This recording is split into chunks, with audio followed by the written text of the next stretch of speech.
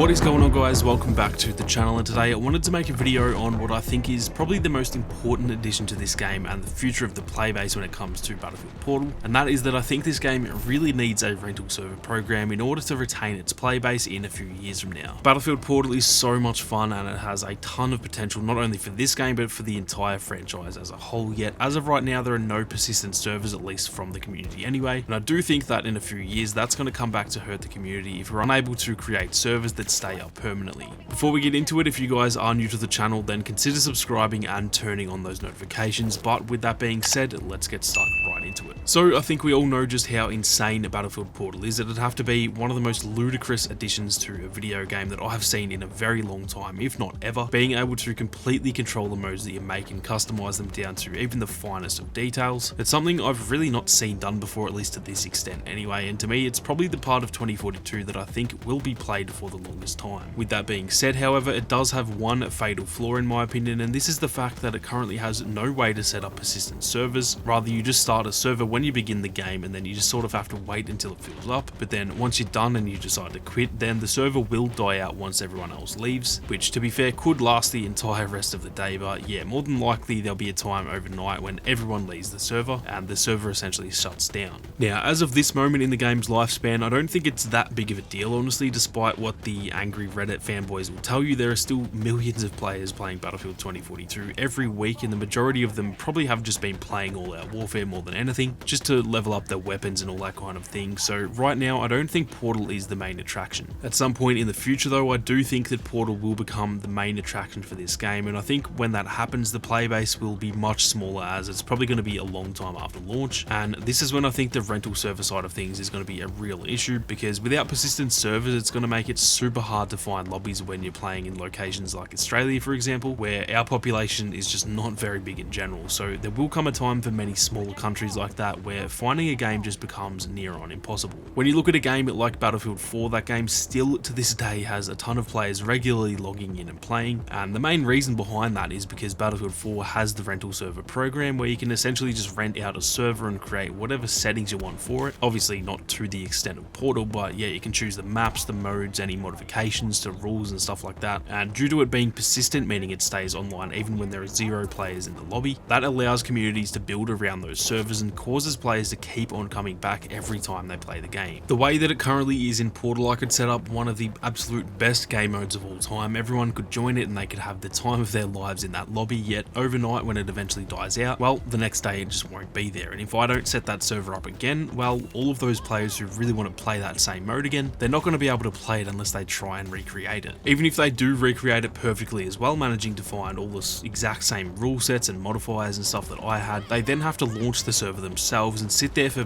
possibly an hour while it fills up, which isn't even guaranteed either, and because the name of their server might be different or it might just be a slightly different mode to suit their needs, even the other players who enjoyed my mode might not know that this other guy has set up the same mode, and therefore they never find the server even if it has actually been set up. I honestly think that this could be the fatal flaw behind Portal if it never gets any sort of persistent servers, because no matter how much the community is thriving and how much people enjoy Portal, if someone wants to make a specific mode, even a mode that everyone else loves playing, they've still got to sit there for an hour hoping it fills up, and let's be honest, who wants to do that? Right now I feel like the only people who can consistently set up servers and get them full in a quick amount of time is content creators who are promoting these servers on their streams or Twitter accounts, or maybe people who are in big clans or something where they can advertise their mode to a whole Discord of players or something like that. My channel is absolutely tiny, but even I would be able to set up a server, fire up a stream and get 15 to 20 people in there within say 5 to 10 minutes, and from there the server becomes playable and will only fill up even more over time. But the unfortunate reality is that not everyone is able to do that. Now I know that rental servers were removed for a reason. From what I've heard, it costs way too much money for EA and DICE to run persistent servers like that, and they have to essentially charge us hundreds of dollars per year to rent out a server. But the thing is, I still think people would be glad to do that. I know for myself, I wouldn't even think twice about the cost of a server. If they released rental servers, I would be paying for it on the first day and getting a permanent server set up for Aussie players to jump jump into, and obviously not everyone is going to be so willing to pay hundreds for the same thing, but even communities of players would be able to come together and chip in like $5 each to their clan leader or whatever. People would be so willing to rent these servers out, and I'm not sure the prices really matter so long as they're not, you know, an absolute rip-off or something, because people just want their communities to enjoy the game without having to sit there for an hour waiting for players. Now I know it's never going to be as simple as, oh, just add rental servers. I know there's a lot more that goes into it, and it would not only take DICE months to create the infrastructure, but it would cost players hundreds upon hundreds to pay for. But I do honestly think that without persistent servers, Portal has essentially no chance of surviving in, say, 4 or 5 years from now. There simply won't be enough of a player base left if people have to sit around for an hour to fill a lobby, and that will kill off the mode faster than anything. On the other hand, just like Battlefield 4, if people are able to create permanent servers, then I think Portal could honestly last for 10 years with how insane it is in terms of the control and the potential of the modes. And I really just hope that DICE can see that, because if Portal is meant to be this sort of love letter that they claimed it to be, then in my opinion it shouldn't have an expiry date on it, at least not one that ends anytime soon.